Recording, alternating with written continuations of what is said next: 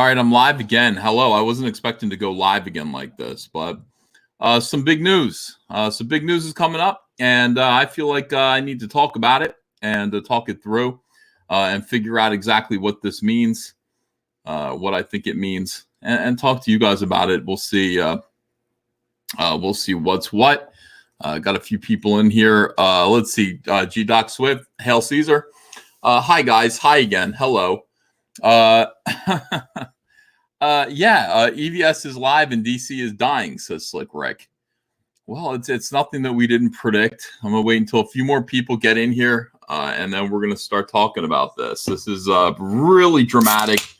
It's expected but unexpected. I wasn't expecting this to happen now. I didn't think this was gonna happen for a little while, but it's it is what it is, and we're gonna go through it. Michael Sullivan says DC Comics are fast dying. Yeah, DC has been dead. Yeah. Oh, guys, this is like so bad. This is such bad news for DC Comics. It's bad news for the comic book industry. That's not to say that Dan Didio was perfect, for in his role, but he was really, really good at his job. It's just that some other stuff was going on. Let's actually let's look at the article from Hollywood Reporter and see what we can glean. Poor Dan. Dan Didio out as co-publisher, and the question is going to be: did Dan leave, or was Dan fired? Now, a lot of people, a lot of high-profile editors, have left DC Comics in the past couple of months.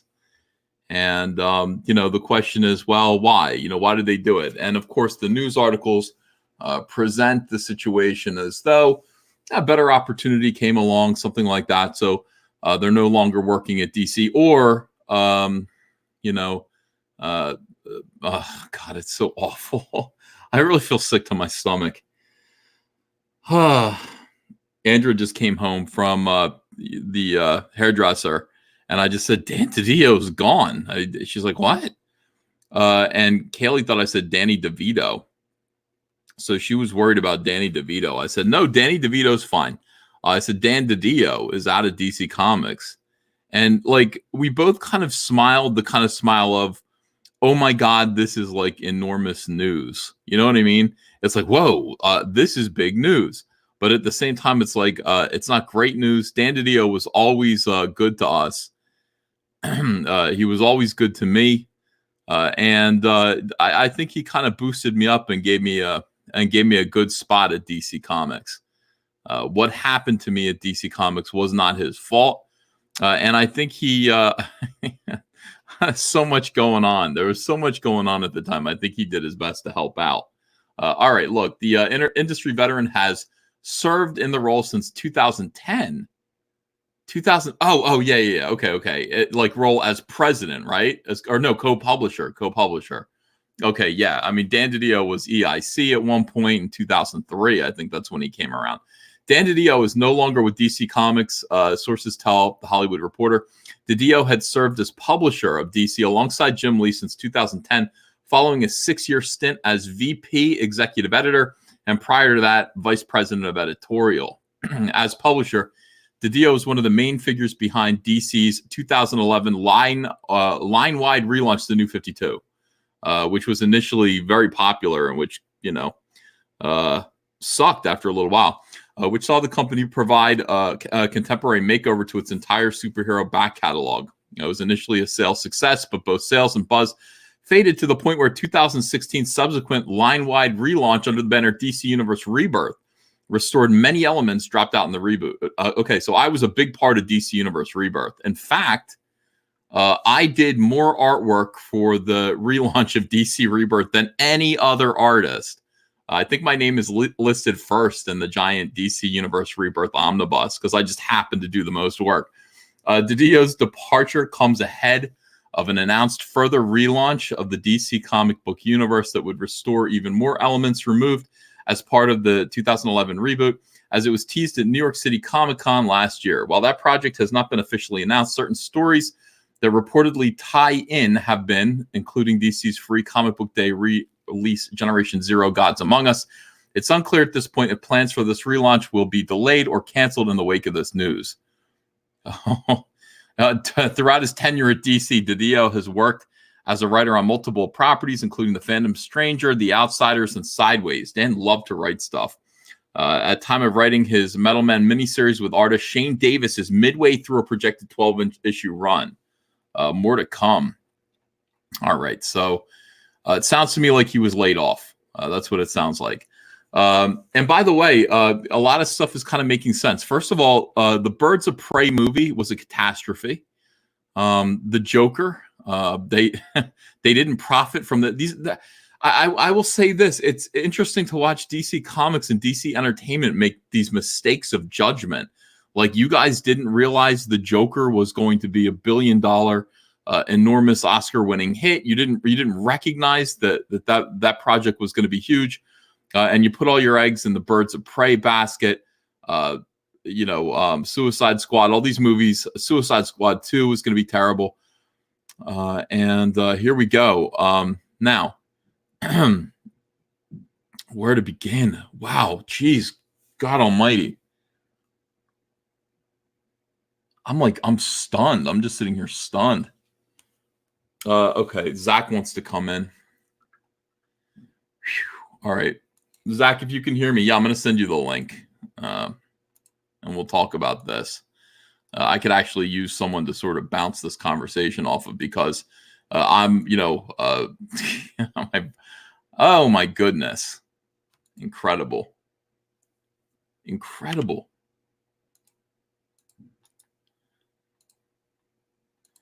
Hey, Zach, I emailed it to you.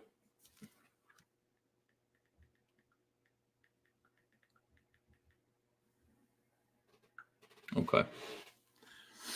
All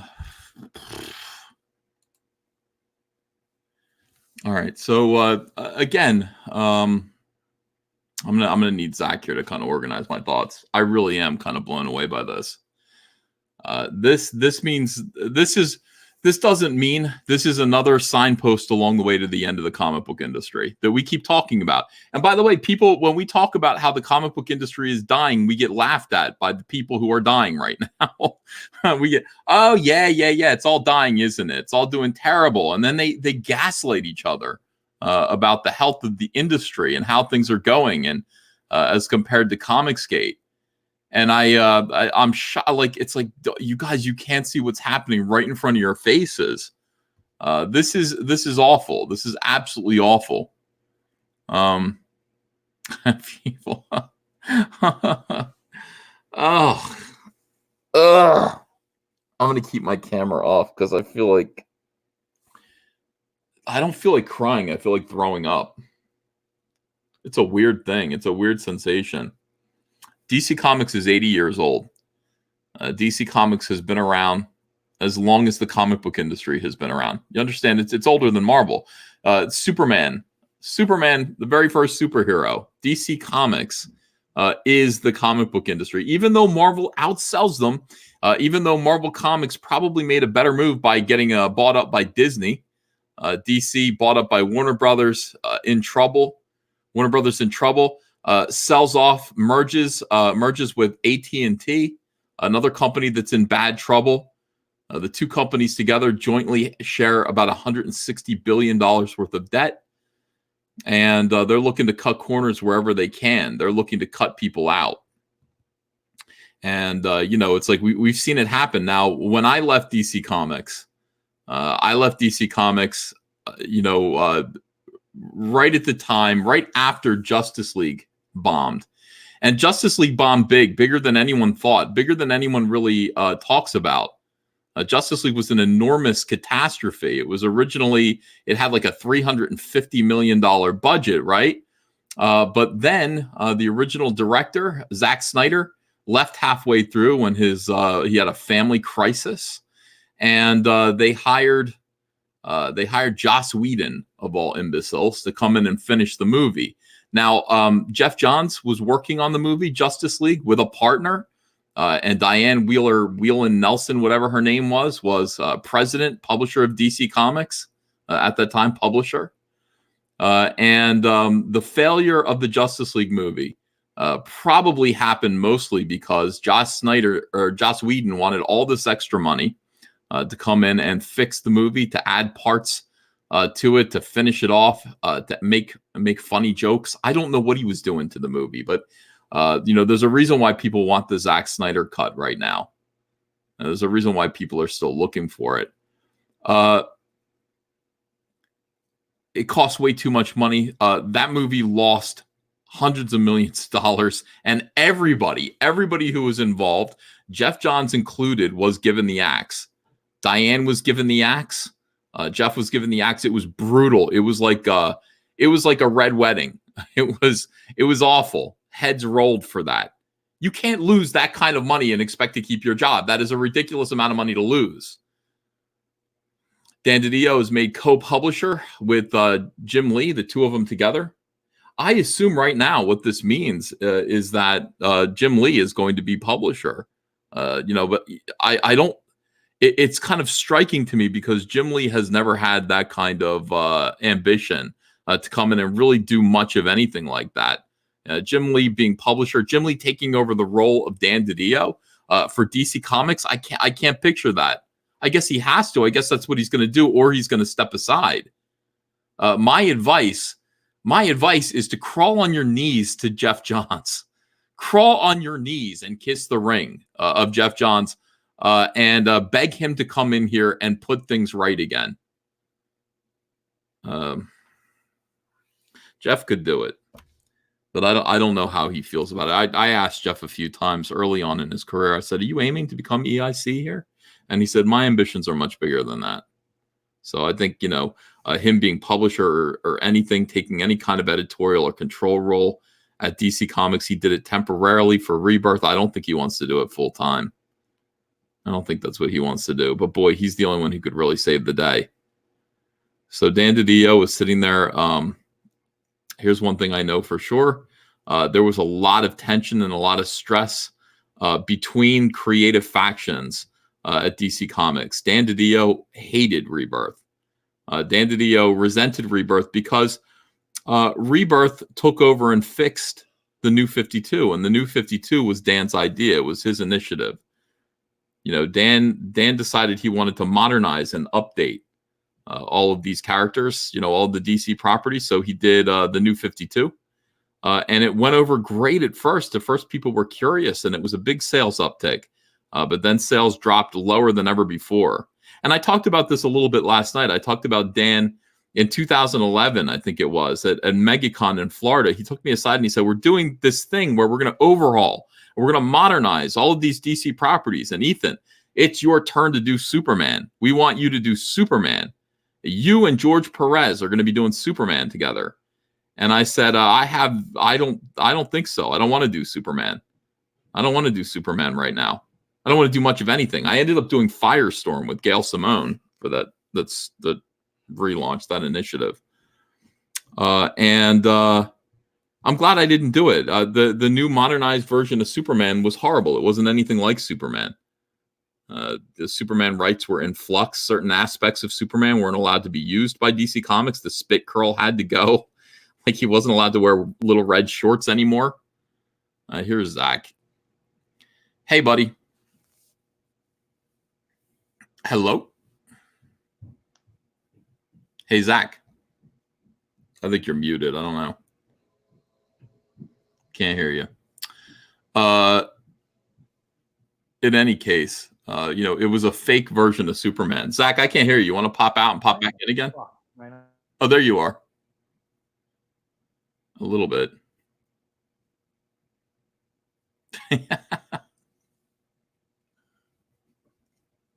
Zach, you might want to check out and check back in again. Can't hear you at all. 200 Watt Studio says, "I still can't get over what Dan Didio did to Golden Age Wonder Woman and Superman in Infinite Crisis." Zach's in shock, everybody says. I don't know. Zach, nobody can hear you. Are you frozen? What's going on? He's probably frozen. It's probably his internet. So in any case, like I went into DC and I think 2016 I took Andrea there and little baby Ava, and we're in the new DC offices, and Jeff is there. Jeff shows us everything that he's doing. He's got a room where he's talking to all the writers, and he's giving them instructions. He's telling them how, I mean, it was so great. He's like, this is what I do. He's like, in the afternoons, I'm at the television studio. I'm working on The Flash. I'm working on all the TV shows. But, in the morning, I get all the writers together here. We have a writer room powwow, and we go over exactly what it means to write a superhero story for DC Comics. I want to know what everybody's doing. And it is, it was great. Like, I was like, wow, this is impressive. He's showing me his whole technique. He's got a whiteboard. Everything's kind of laid out. He's got a plan. Everybody has a plan. Writers are all meeting together and forming the illusion that is the DC, the DC universe, the world of DC Comics. It's perfect. It's perfect. So then I saw Dan Didio, and Dan was like, all right, let's try again with Zach. Zach? Hey, what's up? Oh, now you're good. Okay. All right. It's usually the second time with you. Hey, man, big news, right? Yeah, so I just I heard the news. I immediately started recording, and then you invited me in, so I just uploaded. And what have I missed so far? What have you been talking about? Okay, I'm mostly stumbling around and drawing the broad outlines of what's going on here, Zach, because first of all, the initial question is, did Dan leave or was Dan fired? Now, fired, 100% fired. Yeah, he was pushed out, although I think he would have gone soon enough anyway. I think because of the way things are. Dan's remarried. Dan's, kind of enjoying his life. I couldn't imagine him staying through this for much longer. But yeah, I think he was fired too because of the performance of DC Comics, the books, and how difficult 5G has been. Well, I know I base most of this on, a couple things. We all see that no one gets fired in the comic book industry. They just quit in the middle of the work week while crying. And then two years later, they'll do a little, blind item on Twitter, and it gives away that they were, yes, fired. But he just launched like the third spinoff from Metal. And it was so, I saw it, I go, this is so middle-aged. It was like, it's like Superman with rocker hair. Yeah. And that's launching like this summer. So there's no way he's gonna. That's the I'm still working here idea. That's not I'm leaving and this is my legacy. Heavy metal inspired. Fifth spinoff of Metal from, what was that, like 3 years ago? Metal started. Right. Yeah. So yeah, I mean, the thing is, I did something, and then I was like, I always get angry when Rich Johnson does this. I did a video 2 days ago where I said there's going to be high-profile firings this year, just like in 2017. When I was looking at the Comicron sales figures for January, I think they were down 10% in some metrics compared to the year before, but they were down in all of the metrics. And I was like, yeah, you can't have a fourth year of sales going down. That's when heads roll. And heads rolled last time when it was 2 years of sales going down, and now it's 4. So you're just getting the lay of the land so far. Yeah, I'm describing what the Dan Didio's situation was like at DC Comics and the kind of internal politics therein, because there are different factions at DC Comics and people are not working together right now. DC Comics, last time I was there, was starting to feel a lot like Marvel Comics circa 2002, where there were squabbling factions of people, a lot of envy, a lot of jealousy. And as I said, I mean, Jeff Johns was king of the world in 2016. Last time I was in the offices, having promoted DCU Rebirth, it was a tremendous success. And then I walked around and said hi to other editors, and Dan Didio pulled me into his office, and he's like, "This isn't going to last. This fucking isn't going to last." I was like, "What are you talking about?" He's like, it's not DC Rebirth. This isn't. We got to plan for what comes after this, because this isn't. I was like, Dan, actually, I think it is going to last. I think if we hold to this pathway that Jeff is setting up, because Zach, Jeff had meeting. You would have loved. You and Jeff would get along really well. I mean, it's like that might be a Titanic. Like, the comic book industry would gasp hearing me say that. But you and Jeff, were it not for all of the shit around us, you and Jeff would be fast friends because you both kind of are analytical. You love comics, you love storytelling, and you love planning things out carefully. You would love this. Jeff would bring in all the writers. Okay, they would do like monthly and then weekly for the big writers, like the Scott Snyder types, weekly meetings where they'd sit around a table. They had a whiteboard, and Jeff would be sitting there, going, okay, what are the plans for the next month, 2 months, 3 months of Batman? How does this all tie together? And how is it DC Rebirth? What's our new brand? Where are we going with all this? How do we restore all these elements that were taken out? So, Jeff really had it going, and people were absolutely loving DC Rebirth. But Jeff's whole thing was he'd say, look, I'm doing this in the morning, and then I'm going across the lot during the afternoon to go work on the TV shows. And so he only had half of his attention there. And at the same time, he was doing the, of course, ill-fated Justice League movie that ended up chopping his head off. By the way, have you seen the Robert Pattinson costume and motorcycle reveal from today? Yeah. I did see it. Oh my gosh, that movie's going to make $2 billion. It looks great. I was like, wow. Yeah. Everyone's excited about it. I assumed they were going to go the opposite direction because they showed the cowl, and the cowl is very simple. I think he's just going to be wearing pants, Mm-hmm. like it's just going to be like and it's going to be like a coat, not a cape. Oh, hell no. They just went to like Arkham Asylum, video game from 10 years ago. They said, do that. Yeah, I mean, this is what Zach's talking about here. Now, of course, this isn't Robert Pattinson. This is a stuntman. Because I saw this and I was like, look at his jaw, dude. What happened? Like, he put on that cowl, he became a real man. That looks like Batman to me. So I told you my theory about how they should do a Batman movie, right? No. What you do is you'd have to have some really strict NDAs, and you film a movie about Batman, but you never reveal who the actor is. And in the movie, it's only Batman. It's never Bruce Wayne. Mm-hmm. You just do a whole movie with a secret identity.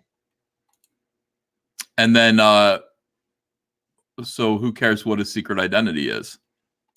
Yeah, so you just focus on him being Batman instead of him being like some, random soap opera guy. That's interesting. I mean, that would be pretty. It's not feasible in this time, but like in the early '90s, you could have done that, and the movie could have been called "Who is Batman?" It's like a stunt movie. Yeah.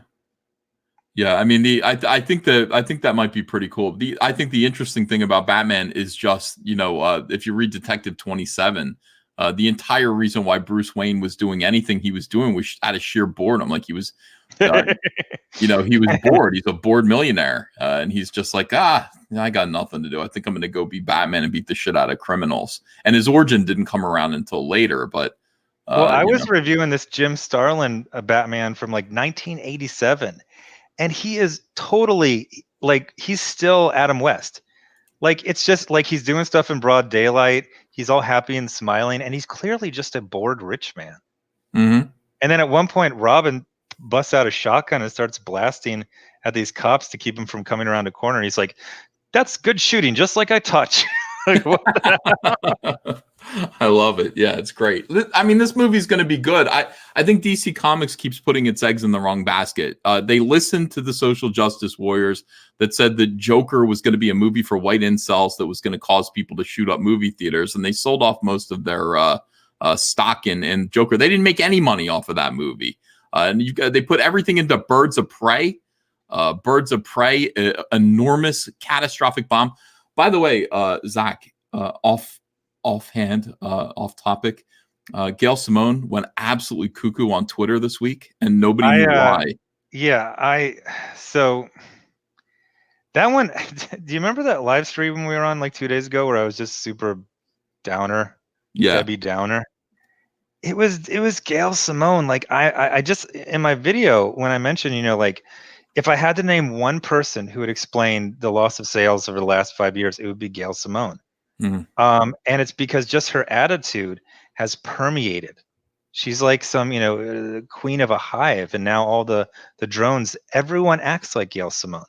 Gail Simone was the first one to pop up on every message board and treat people like shit and get them kicked off and just be mean and petty and vindictive. And I always say, like, the greatest thing I was surprised by is I always just assumed that she was just like sweetness and light behind the scenes, and that's how she got so many jobs.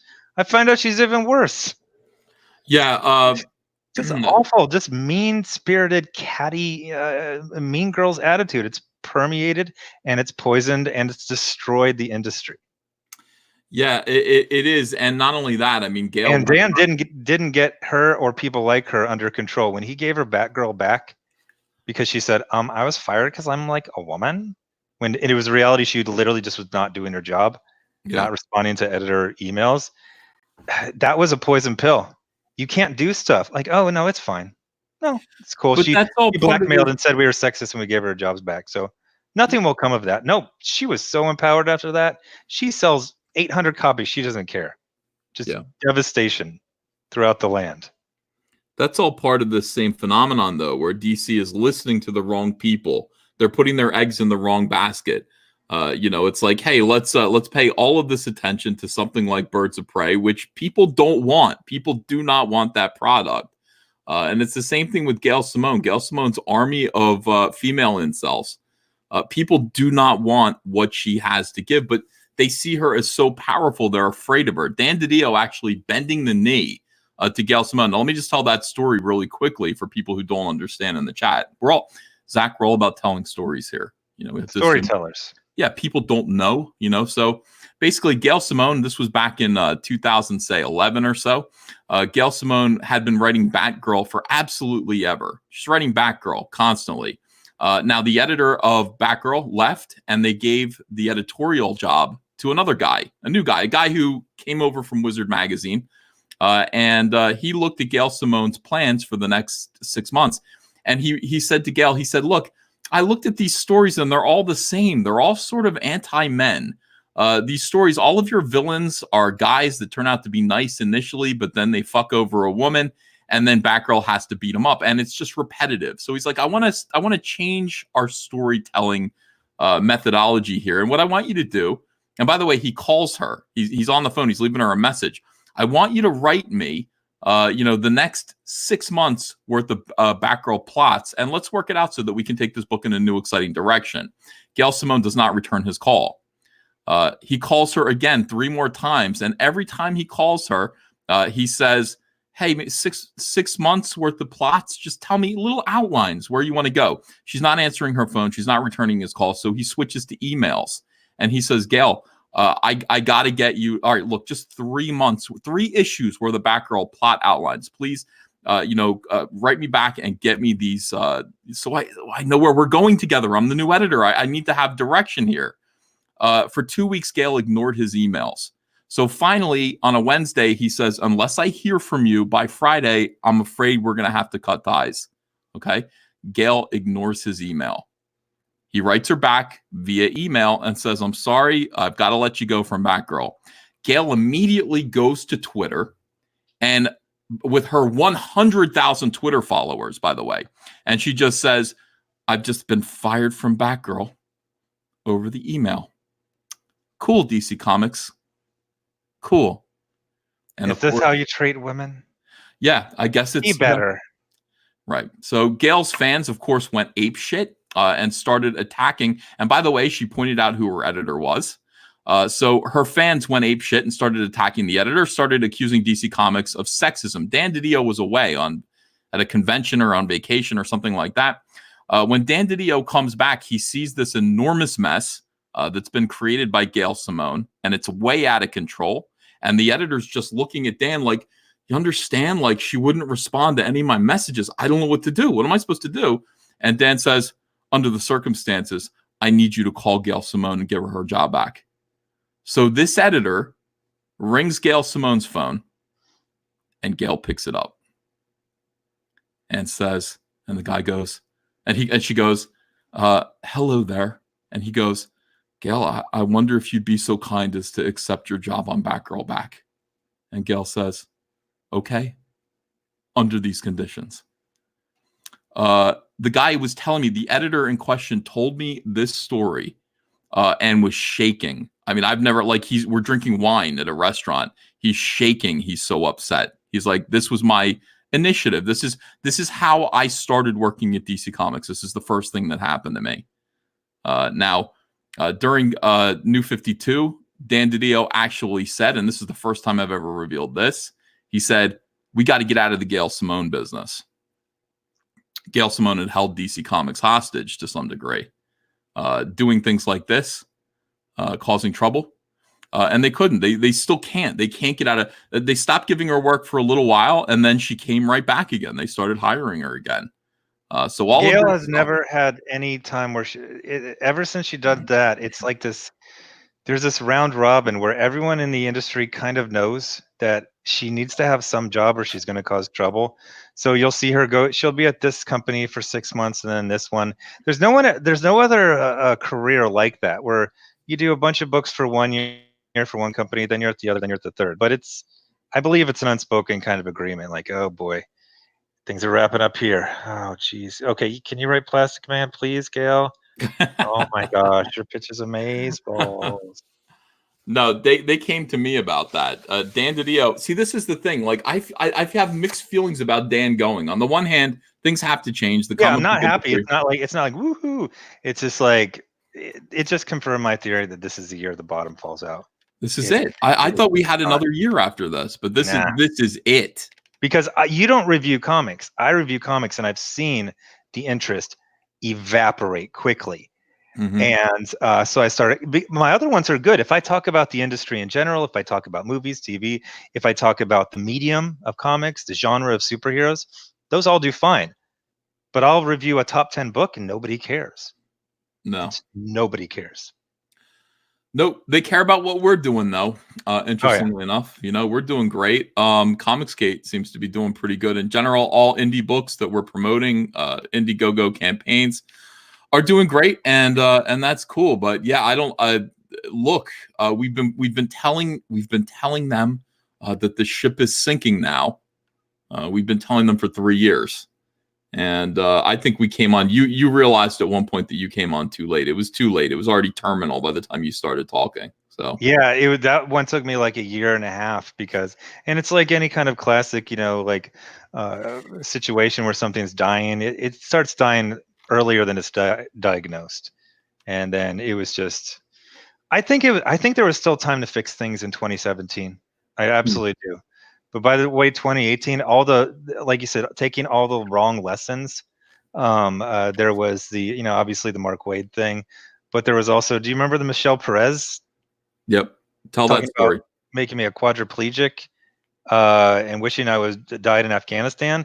This is behavior that was never countenanced in any way in this industry, and they just said nothing. Although they did cement it. I remember Eric Larson made a big thing about these are not endorsements, and then the Image publisher said it only matters what's in the story, not what the behavior is outside. And so that was the opposite of what they said about me a month later. And of course, all the crazy the milkshake stuff. But they bet on every wrong horse, every single wrong horse they bet on. And then we're over here, and again, look at you. They picked Sam Humphries over you. He just had a Wonder Twins that was selling like 6,000 copies. Yep. And what is he going to get? He's going to get another book after that. There's no, hey Sam, you started off good, you were solid, you sell 6,000, we got to let you go. If you are a part of a certain politics, a certain peer group, you are guaranteed. It's unspoken. They just know.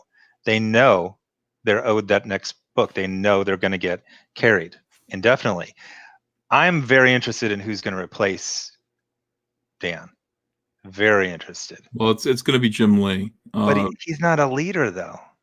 Wow. That they're just going to hand it over to him for now. I will Is it say, like when they handed Mark Humanoids, like it's all basically over, so let's just put someone we heard of, so people just go, oh, I heard of him.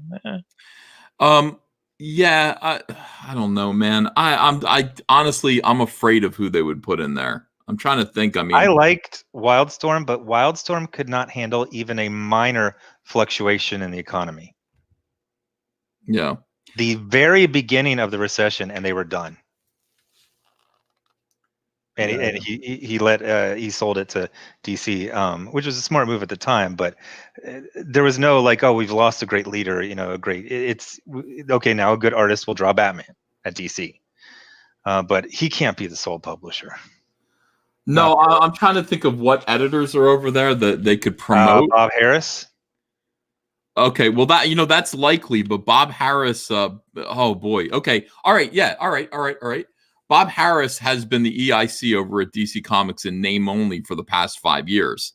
He has zero power, zero influence over there. Dan Didio has always been the big dog, and I've said this before. Like I go out to lunch with Bob Harris to talk about doing something, and I know the lunch is pointless because I can just call Dan and say, Dan, I want to get this done. Can I do it?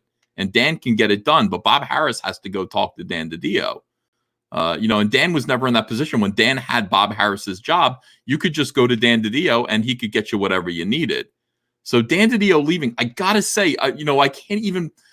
I don't know if I can express properly how catastrophic it is that Dan Didio isn't going to be there running things. And that's not to say that he's perfect. Dan Didio is somebody who focuses on tiny, insignificant details too much. He thinks he's a writer. He's not really a writer. He takes control of creative too often instead of letting his creative people do the job. Dan has a lot of weaknesses, but he ran that ship. And he did okay. And as much as he interfered, he knew when to back off and to turn things over every now and then, just like he did with Jeff Johnson and Rebirth. The problem is he was so insecure when he saw something working that he wasn't directly involved with. It freaked him out. So Dan leaving is going to be awful. It is going to be absolutely awful for DC. I really do think it's the end. And this combined with the fact that we're hearing rumors from good sources that 5G is such a catastrophic disaster that people are leaving on their own. Well, you got this. Sorry, again, tell me if I interrupt. You got this Batman. It's James Tynion IV, who's always been good. But I'm telling you, he is on Batman. You have not seen a Batman this good since like the first year of Scott Snyder. But when you read it, all you do is every third page you remember 5G's coming. Yep. And he's going to be a transgender Eskimo in a wheelchair. Yep. Whatever Mad Libs, switching of demographic traits are going to happen for all of these characters. So every time I start to get super emotionally invested in the story, and I mean, it's a great story. The art is amazing. It's got twists. It's got great characterizations. You just go, oh, it's going to be Burger King's Kids Club Justice League in what, 3 months? Yep. Well, I don't think it's going to get there.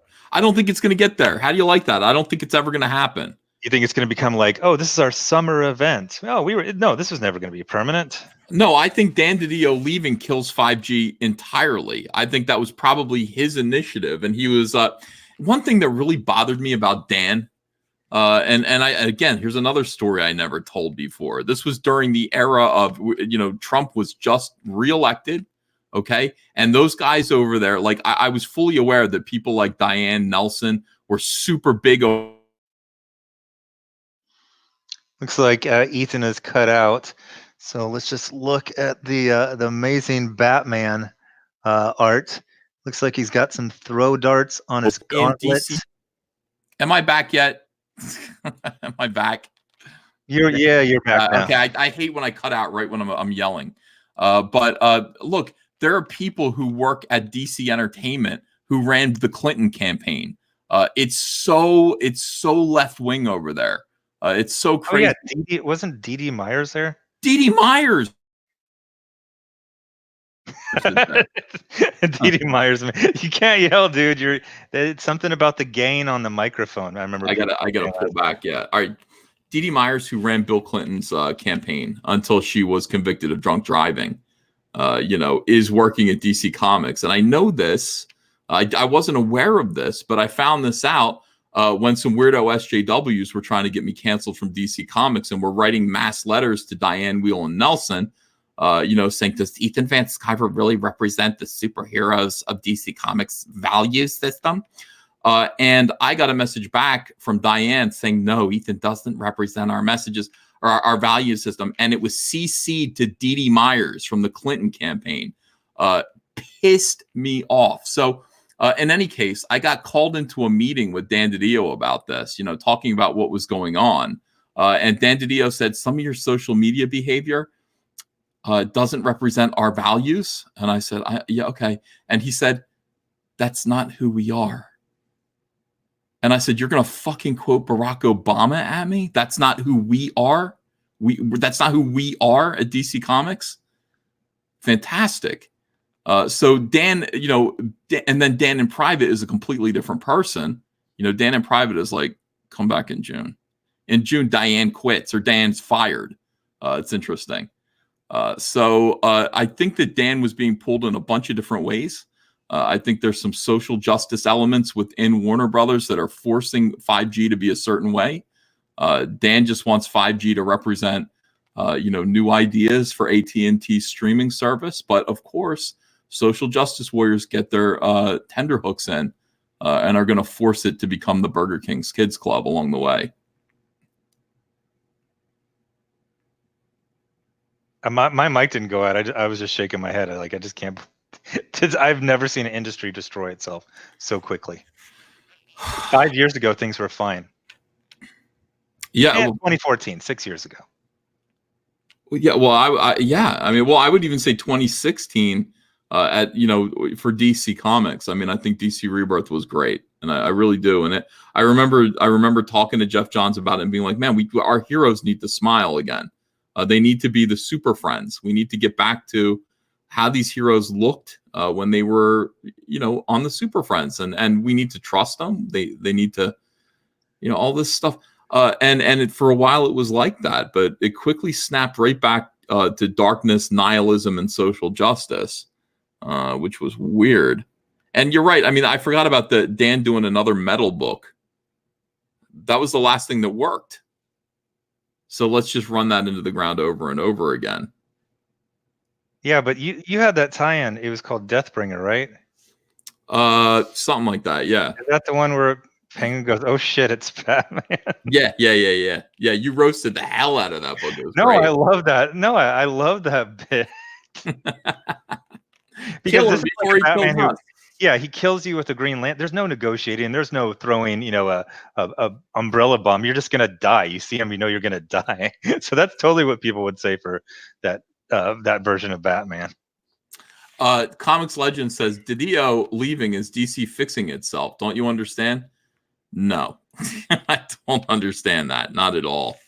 No, yeah, there are times where in the context you can say, okay, so this is, and you go, no, it's the end. It's all over. Like, what do you think is going to happen? You're going to get back all hundreds of thousands of people you lost? You think 500 stores are going to open back up? You literally have 5 years of hundreds of different pros calling customers Nazis, sometimes very directly and literally. It's over. It's freaking over. The Batman movie's going to do good, though. Yeah, but that's what AT&T and Warner Brothers want anyway. Understand, it doesn't mean the characters are going to go anywhere. Batman, of course, is a prized possession of AT&T now. AT&T's Batman, and they're going to keep putting out movies and product and toys and all that stuff. But the comic books are dead, and they're going to close up the publishing house soon. And I'll tell you that professional who I spoke to recently, who said, yeah, I was talking to one of the higher ups at DC Comics, who said that if 5G doesn't work out, that's it. DC Comics, AT&T is closing the publishing arm. So this is ball game. Dan leaving. This is the only reason why I'm like, did Dan leave or was he fired? That's the only reason, because it's almost like he might just want to just abandon the ship right now. I mean, it sounds like under normal circumstances, this looks like, he was cut loose. But in a way, I can almost picture Dan going, you know what? Enough of this shit. I'm gonna go. I'm gonna go retire with my beautiful at first, wife. Yeah, I was thinking it was like maybe he got an offer, because there's all these little Netflix bait companies. You got Bad Idea, AWA, TKO. So I was like, maybe some tech millionaire is going to let him be in charge of some other Netflix bait. But having read Rich Johnson's stuff for 15 years, you can tell like the real solid stuff from the not solid stuff, and he put a little bit in the article, and it looks very solid because it was nothing like it was nothing clickbaity. It was like mismanagement, lowered sales, turnover of employees. I was like, yeah, those are typical reasons someone gets fired. Right, but okay, yeah, I can see that happening Now, too. in But a year from now, he absolutely will pop up with some Netflix bait. I tell you, I always laugh when they do the New York Times or the Hollywood Reporter because they're always just posing in front of a wall because none of these places have actual legitimate offices, that are full production offices. So it's always like some work share hallway, and they're all crowded up against a window. What's the new comics company that's taking over Hollywood? TKO. I mean, AWA. I mean, bad idea. I mean, whatever shit Dan Didio is coming out with in 2021. all right, let's look at the Bleeding Cool article here because Rich Johnson has had a bug up his ass to get Dan Didio fired as long as I've known both of them. So I want to see what this is. Rich Johnson crowing over Dan Didio's grave, I would say, so to speak. Rich says, whether he was quit, fired, or pushed out, we don't know yet. We may never know. But Bleeding Cool can confirm that Dan Didio, publisher of DC Comics, is no longer publisher of DC Comics. He's gone from the company as of today. Whatever happened fast. Bleeding Cool has confirmed with a number of sources inside and outside of DC Comics that Dan Didio is gone. Rumor has it that this happened from high up at Warner Brothers and was a result of high staff turnover at DC Comics of late, issues with editorial and publishing plans, and Dan being fingered as the man responsible. But that is right now nothing more than a rumor. Dan Didio's departure at DC Comics has been reported a number of times in the past, including a decade ago by Nikki Finke at Deadline. I don't remember that at all. I don't either, or I don't remember it as being credible. It's just sources say that Dan Didio might be fired or not, but I don't remember that. No. Yeah, I don't either. But of course, Rich Johnson does.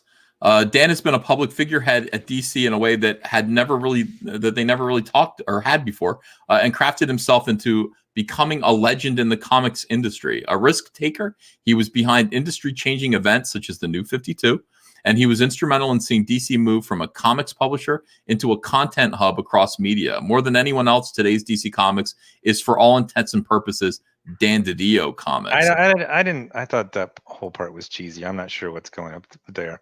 That might be a little catty shot across the bow, like, haha, you're fired, so let me say nice things about you. The media thing that's corporate on down. It's like, oh, now there's a DC streaming news channel with Sam Humphries as a host.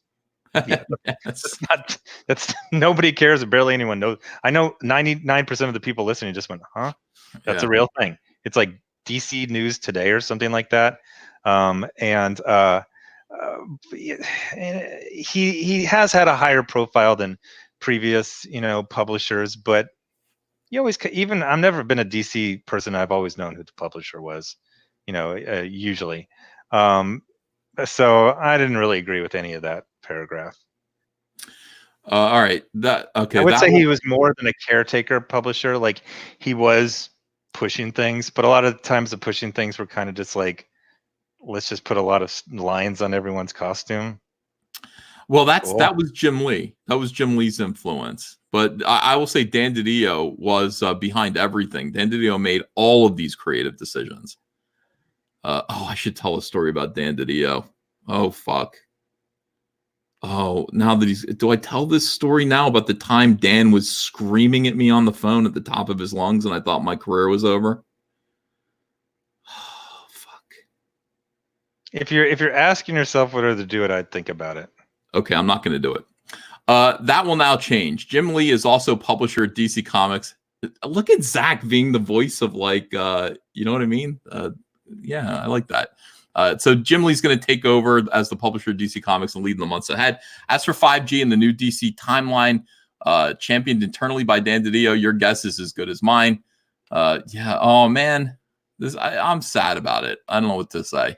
Yeah, there's no part of like, woo, yeah. It's just like, I mean, this. I mean, I basically predicted this like 2 days ago. It's 4 years of sales going down. Like, heads are going to roll. Yeah. Oh, this is gonna be amazing. what is the best part of the movie Titanic? You know what I mean? Like I've seen Titanic. None of it. I don't. You, None of it. no. The best part of the movie Titanic is actually watching the boat sink and watching it fall apart, break apart, and people fall into the ocean. It's really fun.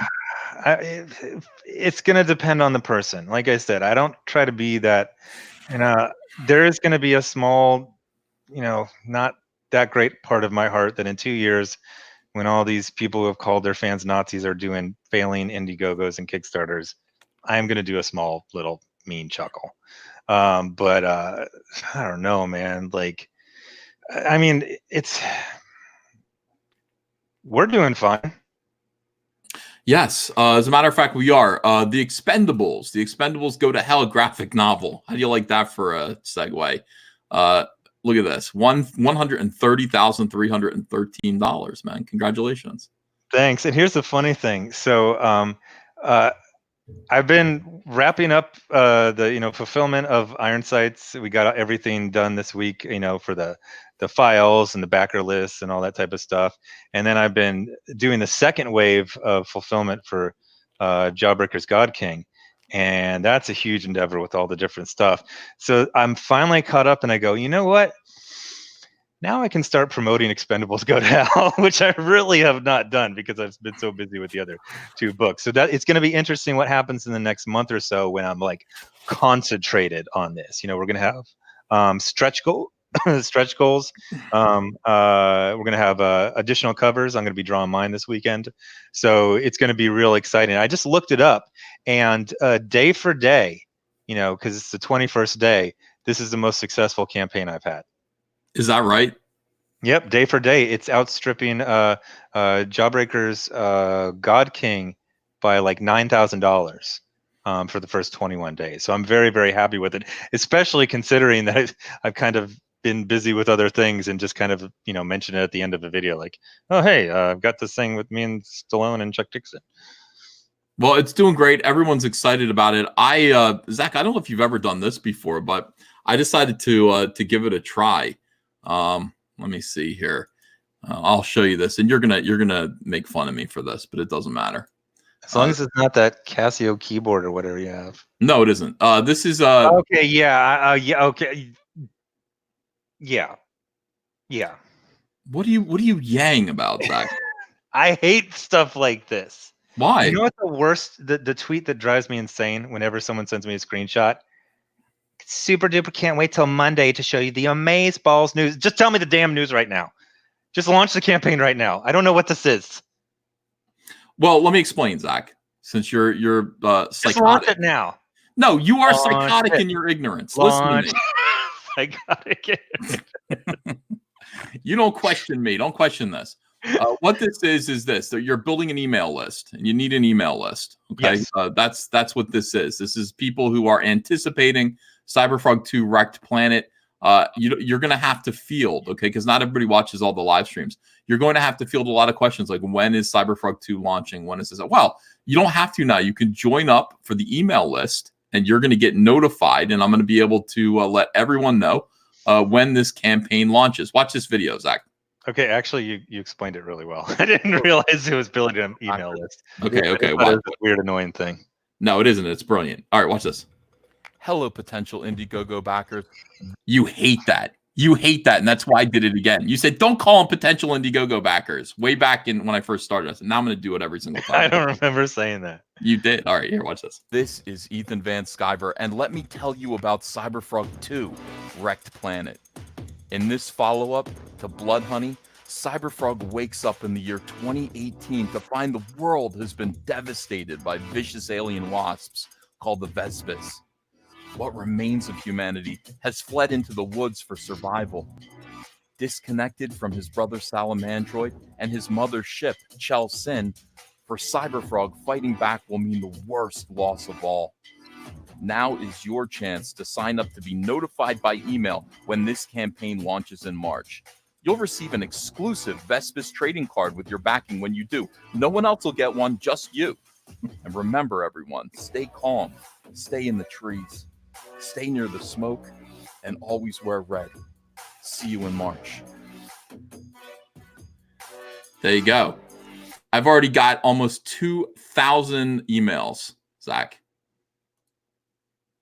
Yeah, that's good. I didn't realize the aspect about the mailing list. Isn't that amazing? Look, all right. So all this stuff, you let people know. You let people know what's up. I'm letting them know about the different tiers that they're going to be, including join the survivors. All of this stuff, so people can anticipate it and know what's coming. And boom, fantastic. Everybody's reacting very, very well. What's great is I actually saw from all the email lists, I said, you worry about stuff like this. You're like, what if this bombs? Everybody is saying Cyberfrog 2 is going to bomb because Ethan's a jerk. And I'm like, no, I don't think it should bomb even if I am a jerk. I think it should be very successful. So judging by the emails, wait, I'm sorry. Yeah. Oh my God, that was fun. Well, I mean, that's sorry. What? Go ahead, say it. No, it's just funny, the stuff we have to deal with. It's from middle school. It's from elementary school. You made $1 million. You're fine. You're going to make another $1 million in the next year or so. You're just, oh my gosh, the silliness we have to deal with. I think that's the nicest way I could say it. Yeah, you don't want to say "fuck these hoes." You don't want to say that. The silliness. No, but you did get me. I do understand that. To get the mailing list, I'm actually had planned because Brian Polito is a master at this. Do you see he makes like 160,000 in like an hour because he gets hyped for the launch. People know the launch down to the minute, and they're just clicking. That's amazing. That's the way. I mean, that's how you do it. You have to obtain the mailing list, and if you have a mailing list, and I'm sure his mailing list kicks ass. So when he lets people know on his mailing list, send them out a big blast email. We're about to launch Lady Death. I don't know. Doves Cry. Is that a Lady Death when doves cry? No, I mean they have a very good pattern to them. It's like they're very heavy metal, but there's like a rhythm to them. Like it'll be like Lady Death, Emancipation, Devastation, and they always kind of go together like that. Not Emancipation, Devastation. I mean, that would be that would be the title. Oh, okay. Yeah, well, it's also, but that's how you get everybody ready. You let everybody know through your email list that you've got a new product coming out. And that way it really just, everybody backs all at once. And you'll notice with his campaigns, that's always what happens. It's like if it's a 30-day campaign, within the first 2 days, he's made $300,000. And then that's it. Then it kind of drops off to nothing after that because everybody already knows. Everybody already knows. I'm fine with that because that takes a lot of the stress out. You don't have that soft middle where you just feel like, learning how to drive a semi-trailer or something like that. Yeah. Time to take that course in air conditioning repair. So, just eliminating that middle. Oh, can you imagine that? Reduce your campaign to 3 days, and then you just focus on drawing and doing videos and working with the fulfillment and all that type of stuff. That would be amazing. I just want to figure out a way to just do nothing but be creative all the time. I mean, that's the goal. I mean, I do like the stuff. I'm doing this. I just spent a day taking all of the little hats and tails off of letters because that was screwing up with the fulfillment list. Mm-hmm. But I could have been working on Assault on Castle Greystar script during that same amount of time. Yeah, we got to get that going, pal. Yeah, it needs to be done by the end of the month. That's why I was getting all this stuff done. So this weekend I'll be able to concentrate on that. Although I do need to change the very end plot device. Okay, put a good Salamandroid scene in there. People want that. People want a good Salamandroid scene. I have a question about it. Do they have do they have internal organs? Yes. Because Cyberfrog looks like he's just glowing with energy, like he's just filled with energy. Well, it's a mix, It's a like nice. His eyeballs look like windows, and there's just a bunch of energy inside. Yeah, his eyeballs would be like glassy. I mean, you'd be able to touch them. It's not like they're hot, but inside is just energy and everything. But is it a whole body or just the eyeball? Can you cut the eyeball out and it's just like this orb of energy? Yeah, if you cut the eyeball out, it would probably it'd probably be like glass. It'd probably be clear. Like a crystal ball. It'd be like amazing. Yeah, and then he would bleed. So I mean, that's the thing. Like it's blood. It's a mixture of blood and circuitry and everything inside of him. Oh yeah, because you have like a full page spread where there's like an X-ray of him, right? Yeah, him being put together, and it kind of looks like that. His bones are kind of metallic. in some places. But I imagine in other places he actually does have regular bones. He's just a perfect blend of this machine and a frog. Speaking of which, are you ready for me to say something that you might be like, gosh, darn it. Because once I say it, you're never going to stop seeing it. Okay. He did like these turnarounds for like an action figure. Yeah.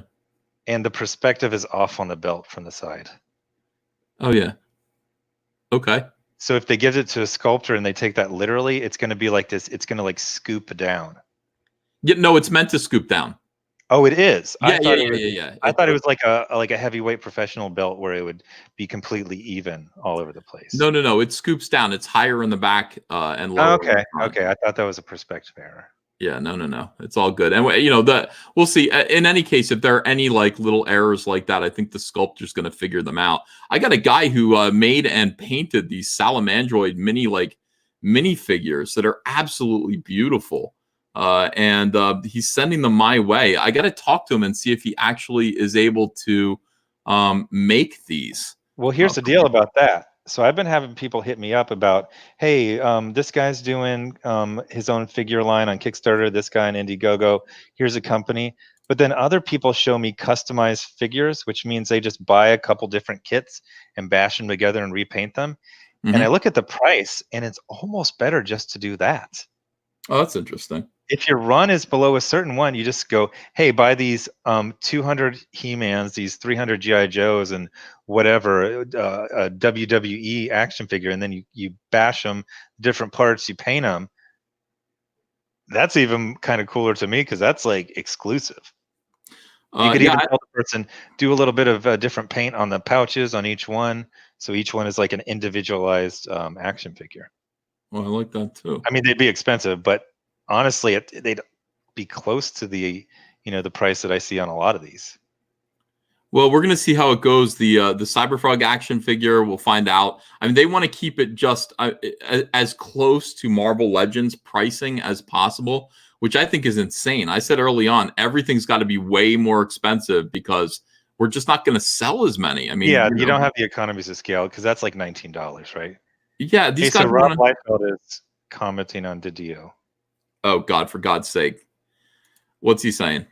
AT&T weren't playing around.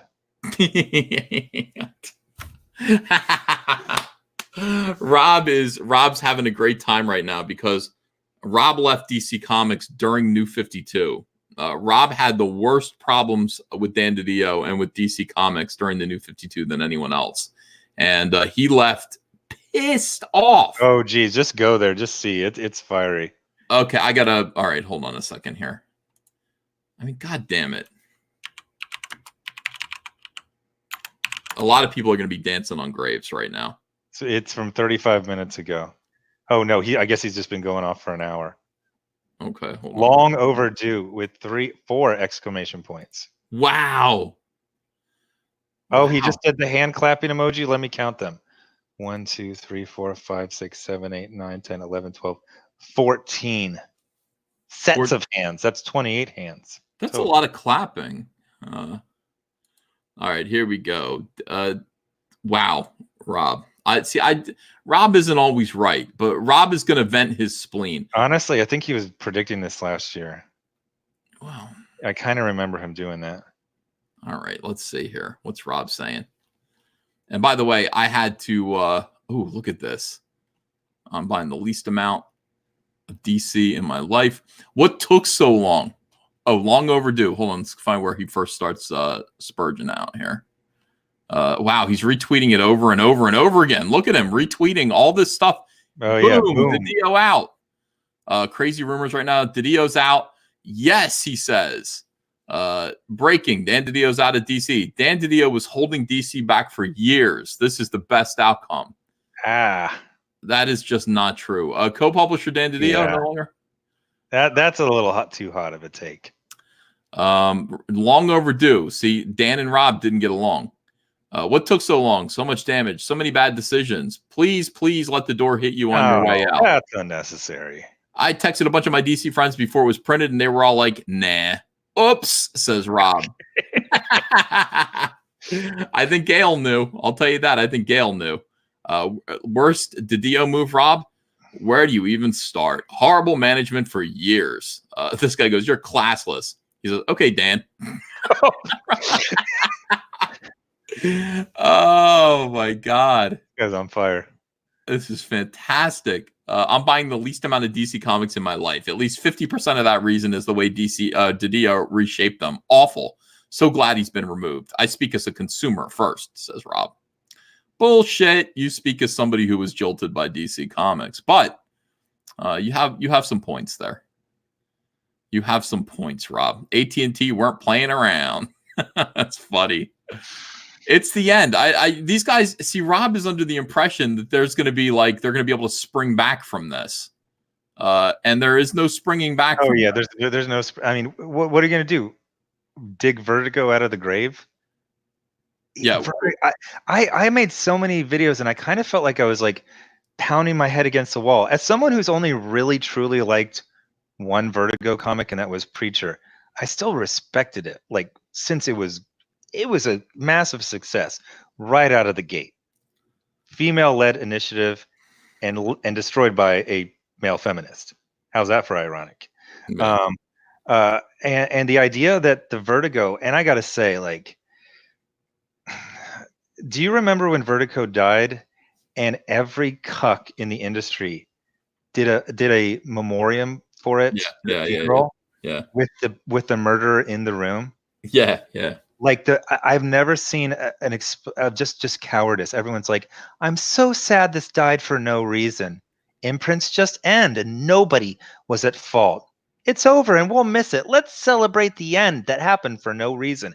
And I mean, like, they were reading from a script.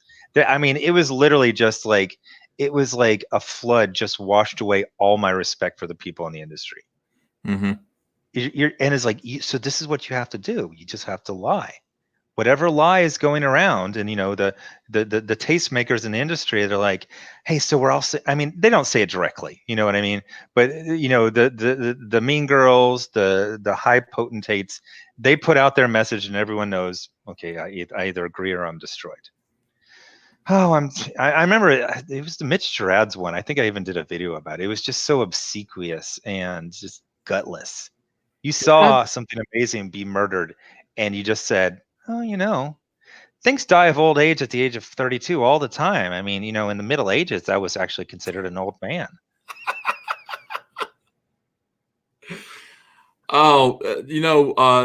I just want to be publishing comics when all of these people are out of business. That's my goal. My goal is just to pee on their graves. And by the way, I think that's going to happen. I think we're headed towards that right now. All the people that we're describing, all the people that tried to kick us into the ground, all of the people. Here's what I want to be: driving an expensive car, enjoying my pool, and making millions of dollars drawing comic books while these people are going to have to find other jobs because the comic book industry that they destroyed can no longer pay their share of the rent. That is, at this point, I think that's what I'd like. That might be petty. Might be a little bit petty, but I'd like that for you too. I'd like the Expendables to be doing so well. So well. Look at this, $130,443 as more and more backers come on. 1,735 backers, Zach. That's not bad. By the way, I just got the coloring for the Jason Johnson, and it is just. Can you put it on the screen if I send it to you? Sure. You want to say? Yeah. Okay, I just sent it in Messenger. I gotta open up Messenger though. I don't even have Facebook anymore, really. Yeah, you can get rid of Facebook and still have Messenger. Yeah, it'll just like zero out your profile picture usually. Yeah, I see. No, I can't. Can you email it to me? Is there any way? Yeah. I don't know. It's a pain on this computer. Wow, 130,443. Over here is Cyberfrog Unforgettable Tales 1 and 2. I think I'm going to go with Zach's advice and just call it Unforgettable. Well, the thing is, now that it's been like for 2 weeks, now I feel like it's. I mean, what are your sales at? Like 70,000 right now?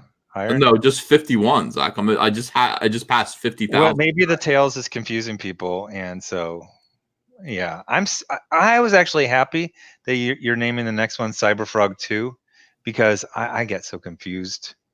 So yeah, I was even thinking about starting to call the Jawbreakers book like the year they came out. So it'd be Mhm. like Jawbreakers 2020. But then it gets more confusing because like the next book is a prequel. So that would kind of screw it up as well. Um, but yeah. I don't know. I like just the word unforgettable. I was thinking like old Marvel Comics kind of But title. then it's like 1 and 2. It's like just make like it's two different products. Yeah, two different books. Yeah. I What don't if know. you call it unforgettable? What is the next lyric? Unforgettable. That's what you are. Yeah, we don't want to call Yeah. it that. One call the first one unforgettable and call the second one. That's what is his name? Kajel Sin. Chelson and Trick Ron. Do you read my book, Zach? I've read it, but it was a while ago. Trick Ron is Cyberfrag, right? That's right. Yeah, yeah.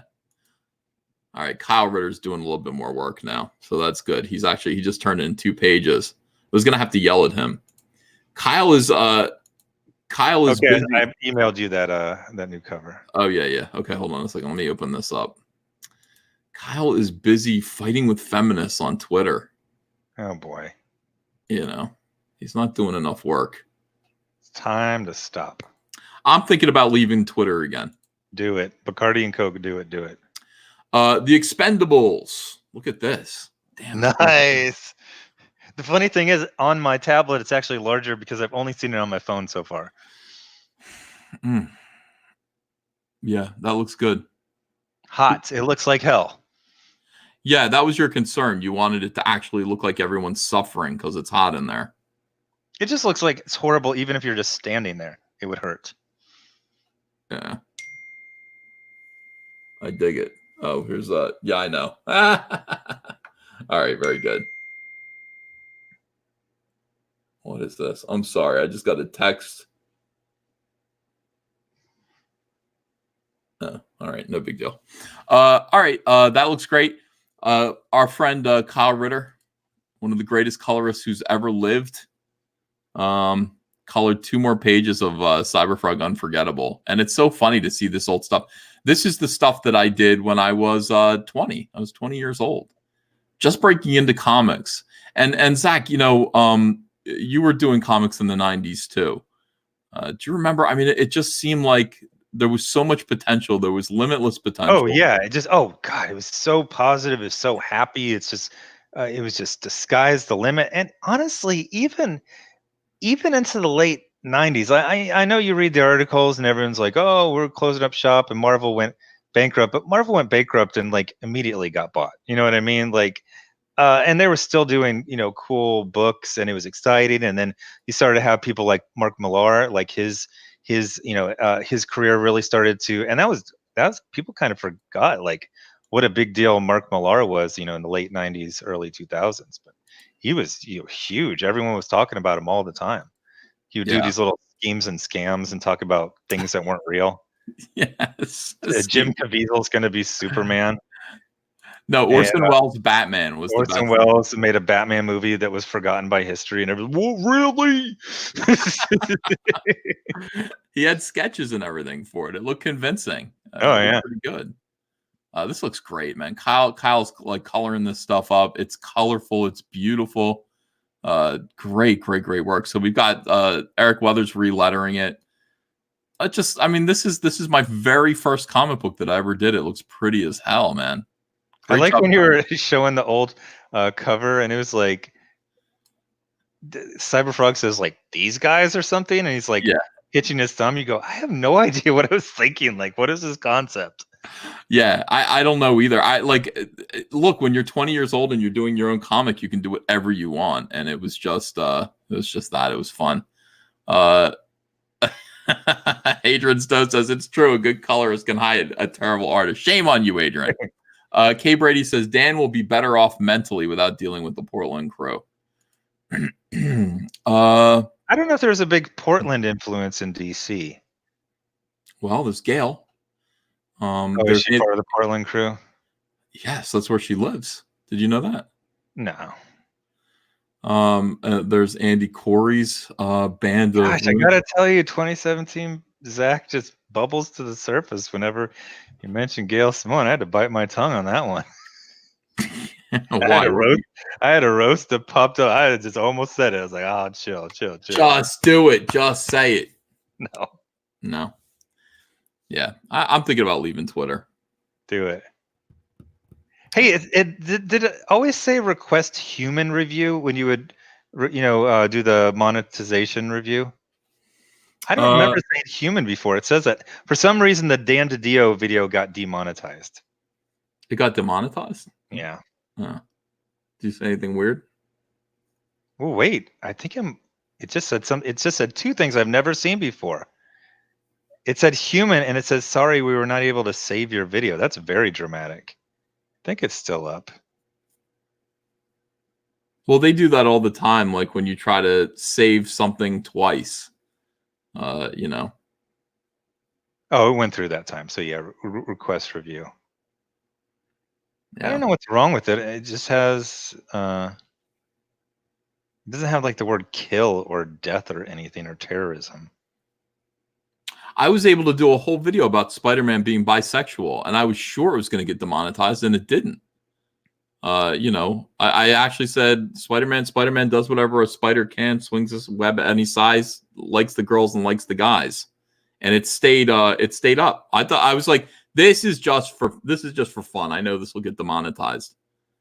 I actually almost see a time where some bright computer science student just writes a woke script generator program. Yeah. So it's just it just spins it around transsexual Hulk, wheelchair, Marcus Garvey. It's not roll with it. There's not going to be any need for that. The comic book industry is probably going to die. Yeah, it's all done. This year. So here's what happens. So DC Comics closes its doors. It's publishing, and it probably closes its doors this year. I mean, I'm kind of shocked by that, but it could happen this year, maybe next year. Maybe they give it a try with Jim Lee for a little while as the head. But they're going to close their doors soon. And when if he's the head, it's understood that he's the last one. Yeah, it's got to be right. Well, he's going to say Wildstorm was 20 years ago, and it was only like 19 full-time employees. They go, look, we got you a nice, golden parachute. We got you this and that. We got you some Warner stock, and you just stay here. It'll be a short trip. Yeah. Yeah, okay, so you're right about that, because if they were to bring somebody else in to replace Dan Didio, he would necessarily have to share that spot with Jim Lee. That doesn't make any sense. So Jim Lee and everyone who is a possible. I mean, they're not going to bring in just some person from the tomato can factory. You know what I mean? Yeah. This person's the CEO of Tomato Cans of America. No, it's going to be someone for comics, but it's a limited pool. Jeff Johns, that's not going to happen. Bob Harris, who I thought was possible, you said that's not going to happen. No, it could happen, but it's not going to do much. It's not like he's not. He doesn't fit in there. I don't know how else to put that. Bob Harris has trouble there. He doesn't really have authority. People don't listen to him. Andy Corey. Do it, bigots. Do it, or you're a bigot. Just drive it right into the side of the mountain. That is death by. That's suicide by cop right there. Just go ahead and give it over to Andy Corey. What did Buckaroo Banzai? He had that car that would go through solid matter, but you had to really speed up. If you're driving towards the base of a mountain, just speed up. You might as well speed up. You're not allowed to turn or stop or slow down. So I was telling this story the other day. I kind of feel like Dan Didio died, so let's just do kind of a little memoriam here. Dan Didio and a couple of other execs. DC Comics. I'm in the car with them. We're in Texas. We're driving to this taco stand, this taco restaurant that they all know about. It's not a stand, it's a restaurant. We're gonna have beers and tacos. And I remember this vividly. I get out of the car and I say, and this is probably around 2008, right? I say, hey, I talked to Mark Waid the other day, and Dan bristled, and I said, I don't know. Like, he says he really wants to write Superman. I don't understand why you don't just let Mark write Superman. He would do a great job. You ever think about that? You think about hiring Mark Waid to write Superman? And Dan went, fuck that guy. And then the guy next to me says, we don't talk about Mark Waid around here. And I was like, holy shit. Mark Waid blacklisted at DC Comics. And that's when I first found that out. He's never going to write Superman. That's what I heard. I know that's what he wants, and he's never going to do it. He's never going to get to do it. So God bless Dan Didio. Cheers, Dan. He's still alive. Oh, he is? Fuck. Yes. I was thinking about the good times. Yeah, all Mark Waid wanted to do was write Superman. That was his whole ambition. And you know what? Dan Didio was the guy stopping him from his dream. And I don't know why. I don't know what Mark Waid did, but one can imagine. I heard it was Bob Harris. It was some beef with Bob Harris. Oh, he might. You know, he might have had a beef with Bob Harris too. But this was before Bob Harris was at DC. Oh, geez. Oh, okay. Yeah, this was like 2008. Like I said, you know, Sinestro Corps War was coming out. And I mean, Dan was the kind of guy, like I would see him and I would be like, hey, I got this idea, and you're gonna laugh, but you got to trust me. You got to remember Blackest Night. Dan would be like, all right, I'm listening. I want to take composite Superman and I want to make him one of the biggest threats of the DC universe. And Dan just goes, okay, what do you mean? Let's talk about it. And he would spit his drink out and then listen to me, and. Like, I love that about him. I mean, Rob hates Dan. I love Dan, and I like the way. Remember. Oh, sorry. No, go ahead. If I remember correctly from those days, he didn't have any issues with Dan. It was his direct editors, and he was always beefing with them. And I guess his anger at Dan is because Dan was their boss and didn't do anything. Yeah. Well, I think, you know, here's the thing. Dan's very hands-on. So I think, you know, probably he did say or do something to offend Rob. But on the other hand, you know, Rob is kind of experiencing something of a renaissance in terms of his career. Oh, yeah. Oh, yeah. I talk about this all the time because a lot of people just, you know, especially the SJWs who just discovered him, you know, when the movie went big. He went through this like desert of like 15 years of being absolutely degraded on a daily basis. Yeah. Laughing stock, mocked, degraded.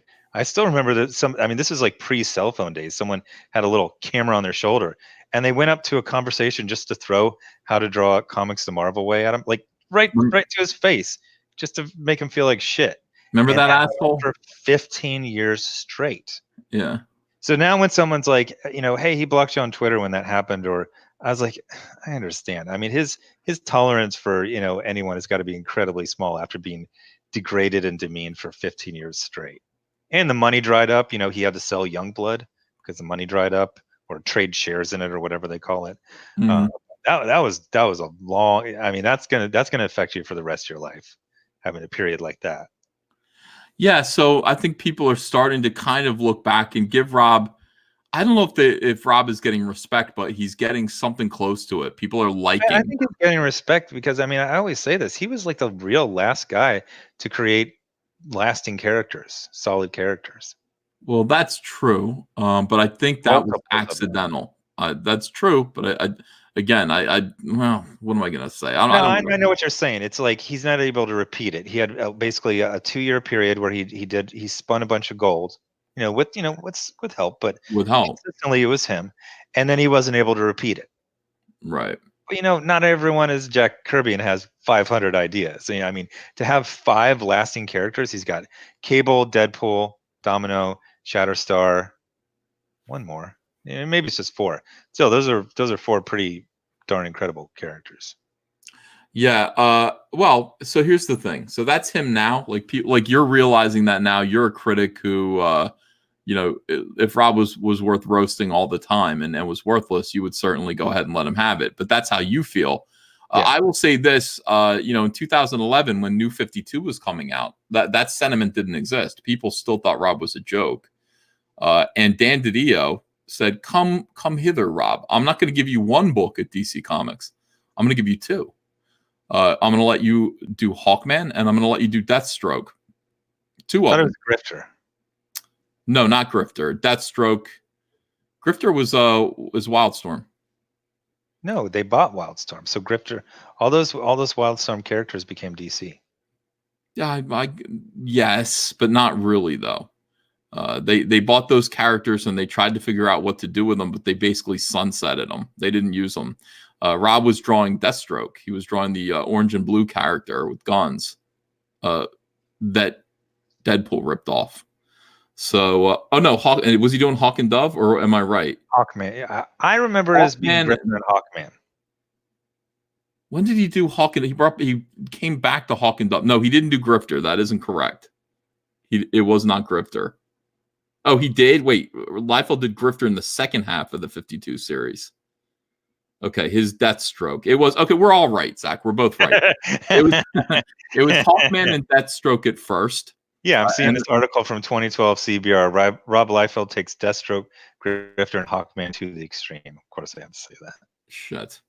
Yeah, anyway, DC treated him pretty well, but something happened again. I don't know what. I wasn't paying attention, but I remember when Rob Liefeld left DC, it was like he was kicking over tables and stuff. You know, not literally, but pretty much like his leaving DC Comics was loud, public, and angry. And I think they treated him okay. But I guess he knows the full story himself, obviously. Well, I got this bleeding cool from 2012. He says, Rob says, my greatest triumph at DC was getting an inept editor fired. From that point on, that I had put a target on me. Next guy wanted to show me, even if I meant standing up for mediocre talent that phoned his work in and missed deadlines by a mile. And in case you were counting, I haven't missed a deadline on a non-ensemble assignment in 4 years. Hit all my marks. Good, I guess. That's great. Yeah, you know what? Did you see his Snake Eyes book? Yeah, I saw a couple of pages. What'd you think of it? What? It's okay. But what I did like about it is I saw a Facebook post. I was actually going to do a video on it, but I forgot. And he goes, I got into comics to draw, not write novels. And he basically says this is going to be very visual. It's not going to be a silent miniseries, but it's going to be mostly focused. And he actually, it comes through. It's not like, the SJW, oh my God, like Snake Eyes? I've heard of them. My brother threw one at my head, so I'm super qualified. Like, he actually does like Snake Eyes. So I think it'll be cool, solid. I want him to draw all of it. I got a little schnookered by that Major X where he just drew the first one, and I promoted the hell out of it. And then it was just somebody else doing the middle one. So if he draws all the issues, I'll definitely be there for it. I think it looks like his best work in a long time. I feel like he's really trying. And that's not to say it's good. It's certainly not good. But it is his. It's the best work that. Yeah, he's definitely trying really hard and very excited about it. Yeah. Although weirdly enough, with this weird shill media press, everyone's doing it's like Rob Liefeld is on Snake Eyes. I go, this was announced like a year ago. I don't know. Why is it important? Why is Hollywood Reporter talking about it? Oh, there's a whole nother thing with that guy. Yeah, that guy's super hugged up. I think I'm not gonna say it, I'll tell you. What, the guy who's reporting all the Hollywood Reporter stuff on Bob Liefeld's Snake Eyes? That Hollywood Reporter guy, the things that he chooses to write on or has chosen to write those things, it's a very, very specific. He will write about, Mags has a new comic series coming out. I wonder what's going to get announced in 2 weeks. You know what I mean? Like.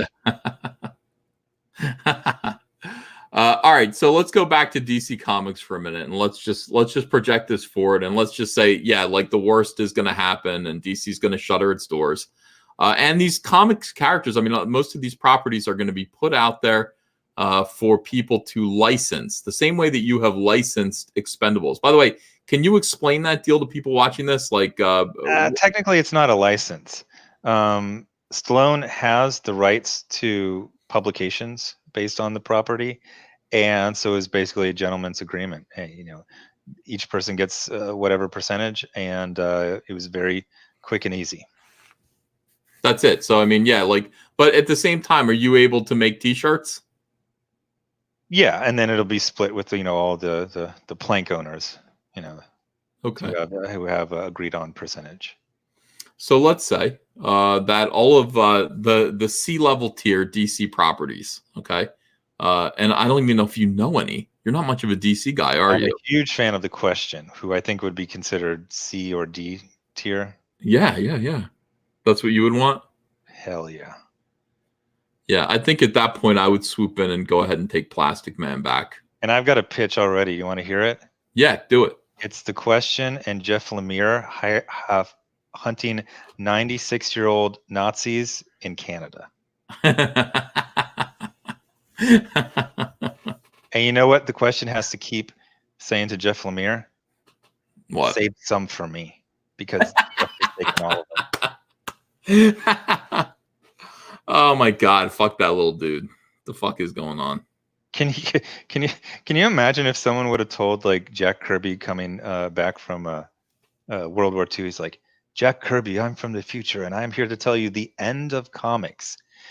And he's like, tell me, Joe. I hope it's a long time. It's like the last thing is a bunch of pussies are going to claim to be Nazi hunters. Yeah. Like, oh no, are these ratsies going to come back in power? Oh no. They're just pretending to be fighting Nazis on computers. Joe, you must be smoking wacky tobacco. It'll never be like that. What would they have said? A hophead. You're a hophead. Yeah, you're on the pot. Yeah. Take it on the Runsky. Whatever the hell they used to talk. 23 skidoo. Before I flatten you. Yeah, I that would be sad. That'd be sad. But that's where we are now. So all of these DC properties, The Question would be good. I would take Plastic Man, of course, and rescue him from Gail Simone's mistreatment. I would do it for Jack Cole in the sky. Jack Cole, I'm down here, pal. You look like me. Jack Cole has my nose, man. I feel like you do not pronounce his name correctly. Because I call him Jack Hole. Yeah, Jack Cole. Jack Cole and not Jack Hole. Yeah. Yeah, Jack Hole. See that? Here's the thing: 50% of the time, you can tell why people are in comics just by their name or some aspect of their physical appearance. You know, it's like you go, yeah, that's why you're in comics. That's like a party game. Say that, and then say to the person, who just popped into your head when I said that right now? Yeah. My gay son likes Jack Hole. Says, "How's your father?" All right, I would take that. I would take what other weirdo DC thing? Dr. Fate would be cool. All of these Golden Age characters, all the like really nice Golden Age characters that need to be rescued. Oh, several of them are like, I think 7 or 8 years from being in public domain. But we know how public. I would not risk any of your net worth on doing a public domain character. I would risk it all. I would get in there and I would just straight up copy Detective Number 27. Well, technically, that's safe to do. Mm-hmm. If you just redraw Detective Comics Number 27 in a few years, that's the safest legal thing to do. Mm-hmm. What are you going to say? Reprint it, or just basically do a shot-for-shot remake with the same words. I would do that. I spent like 2 months investigating this stuff, and it's so strange. The thing is, you couldn't call it Detective Comics. You would have to call it just, whatever, Night Avenger or something like that. No, you can't do that one. Night Vigilante. Technically you can, if it's like a facsimile. That is, it's weird. It's too risky. I'm not going to do it. I'll do licenses. Yeah, but Zach, all you do is copy everything about it. You call it the Bat Dash Man. Yeah. Oh hell no! You're gonna get sued doing that. I don't care. YOLO, $700,000 lawsuit later, I cared. I did it my way. Hey everyone, have you? We've got 1,876 people in here right now hanging out. Have you guys, all of you, and you couldn't have all of you back the Expendables go to hell? The answer is no, because there's only 1,735 backers here. And so that means there are at least 140, I'm not very good at math, 45 people in here who have not backed the Expendables go to hell yet. Why not? Wow, look at this Dave Dorman cover, man. So that's the hardcover, and the cool thing about this is multiple times a day. I'm talking, not just one or two, but pretty much constantly. I'll get that email that says transaction refunded. You go, oh man. And then 30 seconds later, somebody just got it. So what people are doing is they're refunding one of the soft covers to get the hard cover, which will have, his art on it. Hey, those of you in the chat who are enjoying the show, or whether even if you're not enjoying the show, can you take a minute and hit that thumbs up button for me? We've only got 532 thumbs up, and it would be great if you enjoy this content. If you enjoy getting to talk to your boy Zach here, this is important to you. Do me a favor and hit that thumbs up and help our algorithm out a little bit. Yeah, people have been hitting me on that. They go, "You never ever ask people to hit like." I was like, "Well, let's say your opinion." They go, "Idiot! You've been doing this for 3 years. It's a part of how your video gets shared more if it has a lot of likes." Yeah, I'm trying to care about it. Like, I really need to I'm doing more recorded videos. I'm going to try to do a little bit more clickbait. Here's how this is healthy Ethan Van Sciver. Healthy Ethan Van Sciver, if I were to get healthy, and I don't just mean physically. If I were to get healthy, I would leave Twitter. Yes. And every single day I would make clickbait Star Wars videos. 3 a day. And when I didn't know we were going into a bit. I thought I was very sincerely leaning forward. No, I'm sincere, Zach. No, I'm sincere. That's when, okay, look, it doesn't have to be Star Wars, but it has to be a pop culture video. That's how I should be treating my channel. So I quit Twitter. Let's say one per day. One per day. Well, as many as I can, but up to 3. Up to 3 a day. So I do my clickbait pop culture videos because people like them. I kind of like doing my little 10-minute bits and working on my YouTube channel. And then I would spend the rest of the day doing nothing but working on Cyberfrog Wrecked Planet. Yes. And that'd be it. And then maybe a 1-hour live stream at night like I used to. Whenever I used to live stream, I would be on there for an hour and I'd be like, that's it. I'm done talking. And then I would just sign off and people were like, hey, what the fuck? But that would be ideal. So that's me getting my life together. Honestly, that doesn't sound that bad. Yeah, one pop culture per day, a live stream that I won't watch, and then a third video maybe. Yeah. Maybe a third video after that, like 1 in the morning and 1 at night. You want to do where it's like so people have something to watch when they're going to work and when they're coming home from work, and then kind of a get together and a meetup for a live stream at night, because you have to stay in touch with your fans. You have to stay in touch with them and let them make fun of your nose and let them call you fat. You've got to do that. It's vital to your to the health of your channel. So that's what I got to rethink about everything. I'm pretty excited. Here's why I'm excited. I let people get me down, Zach, about Wrecked Planet because people said, you're a jerk. Your book isn't going to sell. And I was like, maybe it's not going to sell. Maybe it's not going to work. Maybe I'm a jerk. Well, I'm not a jerk. And Cyberfrog 2 Wrecked Planet. Sign up here for alerts about Cyberfrog Wrecked Planet. Let me have your email. And if you put your email right in here, it says sign up. You're going to be on my mailing list and you're going to get alerted to when Cyberfrog Wrecked Planet launches.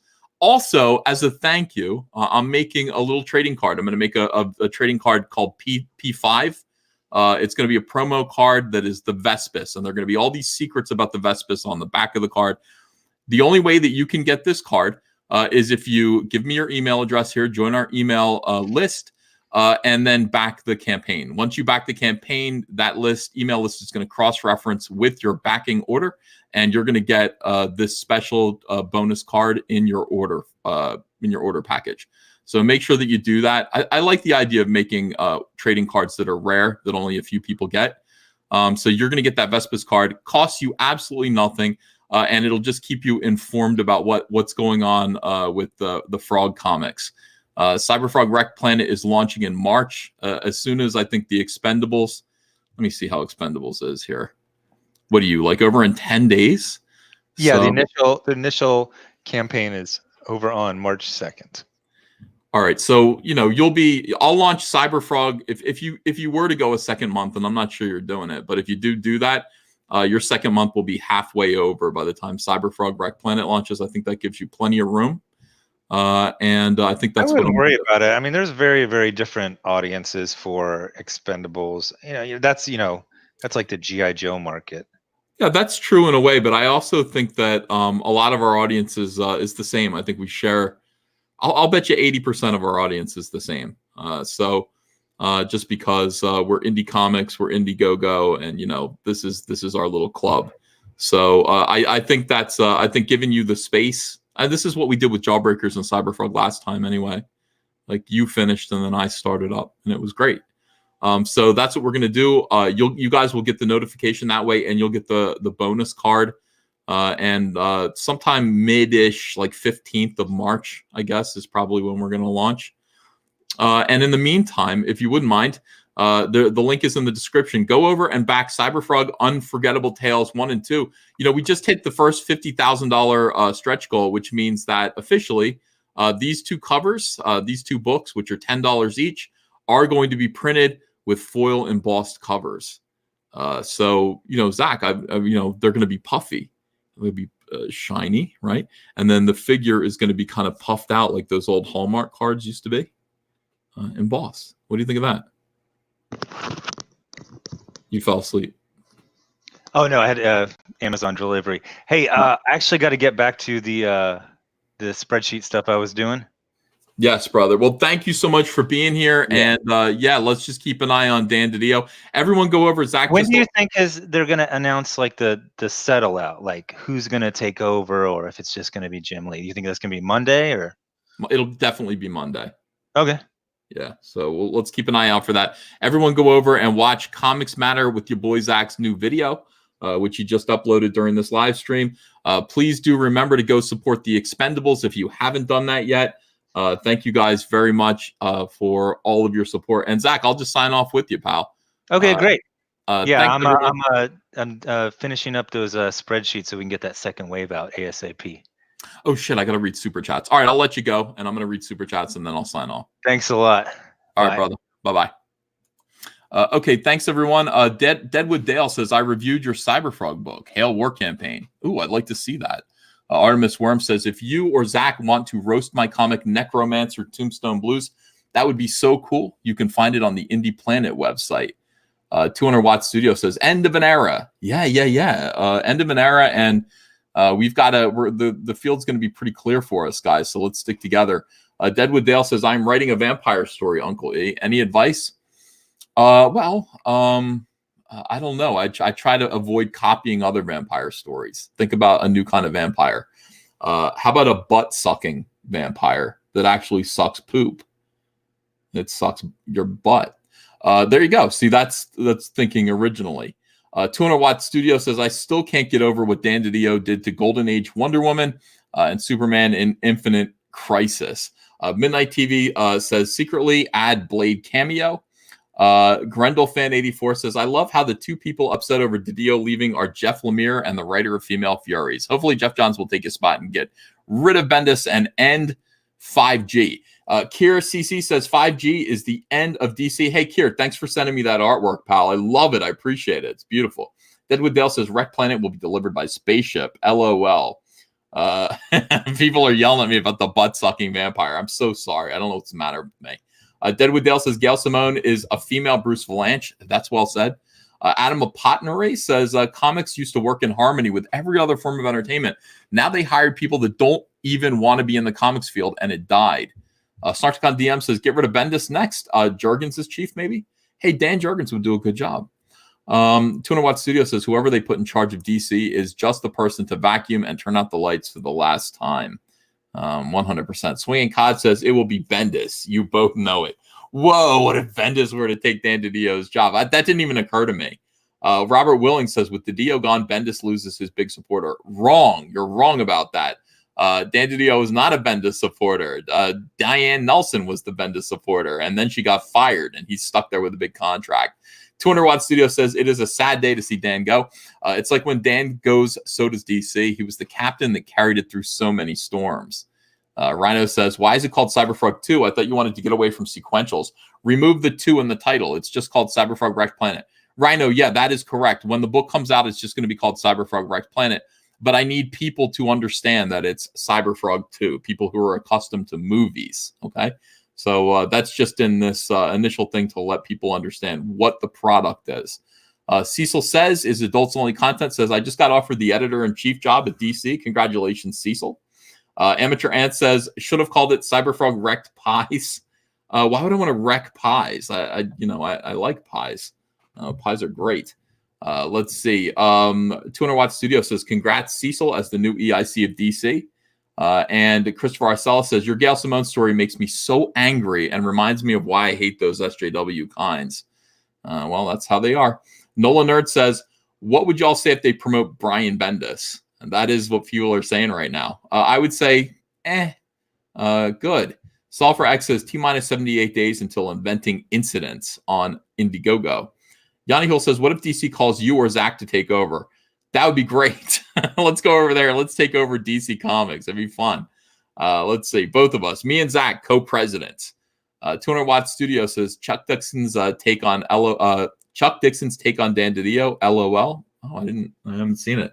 Sulfur X says, did anyone else see the Quartering trying to low-key rebrand Comicsgate creators, YouTube comic book creators? That ain't it, Jeremy. Kay Brady says, Dan will be better off mentally without dealing with the Portland crew. Jasper Piens, thank you for joining the channel. Hey, Jasper, go over to find the community page for Comic Artist Pro Secrets. You'll find a post that says how to get your Heather Swain trading card. It's just an email address that you can write to with your full address, and we will send you a Heather Swain card for your membership. Thank you. Kay Brady says, Bendis, Kelly Sue, G. Willow Wilson, Matt Fraction, all at DC. Portland is taken over. Dave Youngson says, what's happening to Neil Gaiman these days? I don't know. Fuck Google 2 says, what about Bendis? Barf. Grendelfan84 says, Mark wrote Superman Birthright in 2003. Yeah, and that was it. People Circus says, Dan Didio done what? Yetna P says, wait on Superman is going to be the new SJW push because of you. Nightwish Fan 1991 says, Zach, did you see Gail Simone's full Twitter meltdown with the Ugly Dolls? Yeah, he did see it. We all saw it. Cider Hype says, Joe, what the hell is a computer? Mark O'Connell says, this is good news because DC will be happy again. Slash and Burn Theory says, will Mr. Terrific ever get respect? Third freakiest smartest character in the DCU. Yetna P says, when E said leave Twitter, Pastor Zach was glowing. Marsupial Gamer says, check out Canadian Shield on Indiegogo by Rick Piper. Canadian Shield on Indiegogo by Rick Piper, everyone. Hey, if you guys wouldn't mind, we still got 1,600 people watching right now. Would you please do me the favor of just reaching over there and pressing that thumbs up button, please? I'd really appreciate it. When you do that, it just makes everything easier to do these live streams and get Zach in here and do all that kind of stuff. So I appreciate you guys. Let me see what's going on in the chat now. Mr. Terrific says, Mr. Wonderful. What a pretentious name. Genius. Java the Cuck says, I will be Ethan's editor. Not on your life, Java the Cuck. Thank you, Darth Fatass. Well-read user says, hit the dislike, people. It helps with the algorithm. Well, it does, but you don't have to do that. If you enjoyed the show, do hit the thumbs up button, smash that like button, and subscribe. Oh, subscribe to the channel as well if you're not subscribed yet, guys. And double check and make sure you're still subscribed. Ring the bell for notifications. I'm kind of serious. I gotta say, I'm getting sick of Twitter. I'm getting sick of it. Zach has been telling me for a long time, Ethan, leave Twitter. It'll help you to focus on your work, and you can only get you'll get way more frog books done and written, and you'll make more money. And I'm just like, well, yeah, but fucking, I want to argue with people. I don't know. Is it worth it? At this point, with the success of Wrecked Planet, with the success of Cyberfrog Unforgettable Tales, and the fact that we're going to be doing Warts and All and other projects this year, including Rainbow Brute, do I want Twitter to get in the way of that, guys? Do I want Twitter to get in the way of that? Or do we just abandon these animals to their pig pen and just do nothing like what I said?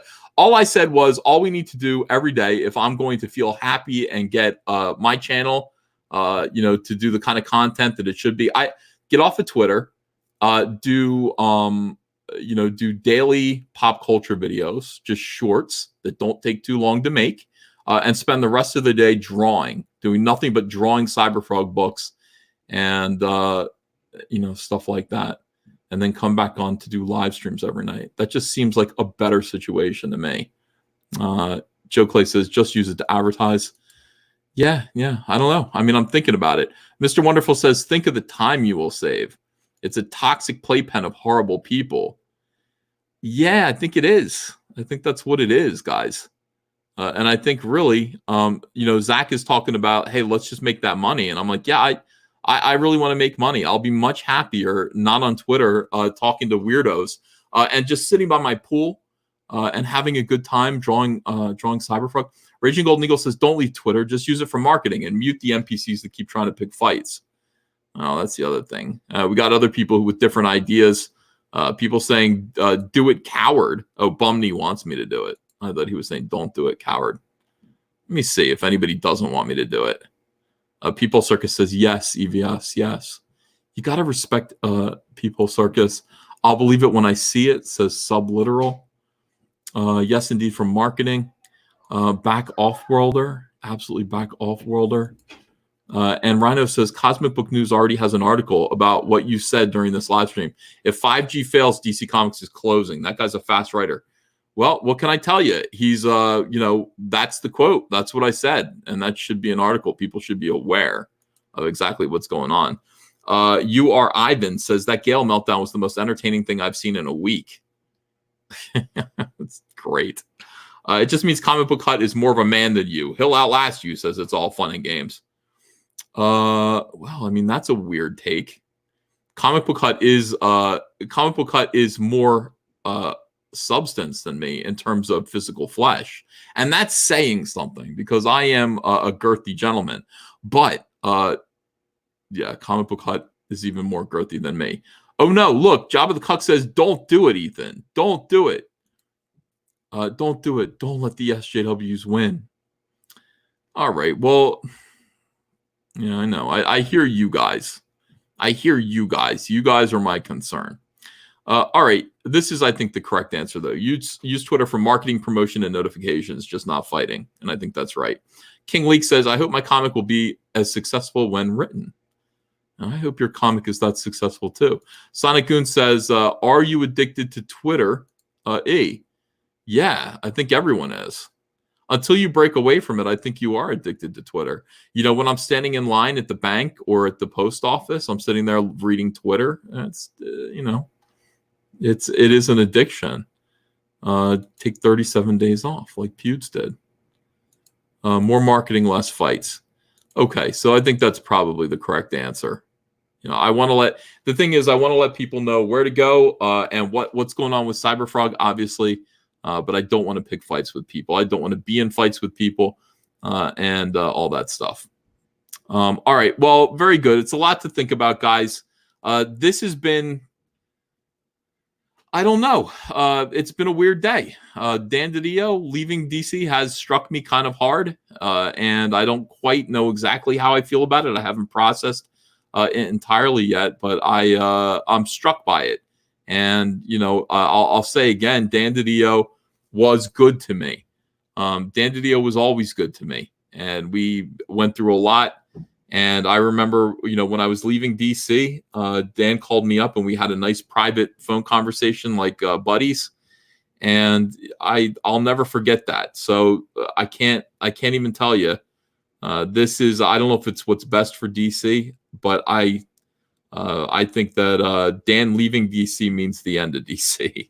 And I think that's probably indisputable. He might have been the cause in a lot of ways of some of the problems that DC's having that are terminal. But at the same time, cut him out and the patient is going to die. So that's how I feel, I guess. And I'm sad. And I want you to understand I have tons of respect for Dan. And I knew him. I'm talking about him like he died. I worked for him and with him closely for 15 years. So, I'm not thrilled that I'm not celebrating like Rob Liefeld is. I think that, I think he did a good job. I think he mostly did a good job at DC. Let's see. Hail Caesar. Hail Comicsgate, says People Circus. Same to you guys. God bless you all. Hey, don't forget to go over and please back Cyberfrog Unforgettable Tales. Which is, right? No, that's not it. Here it is, right here. Cyberfrog Unforgettable Tales 1 and 2. That's right here. The link's in the description.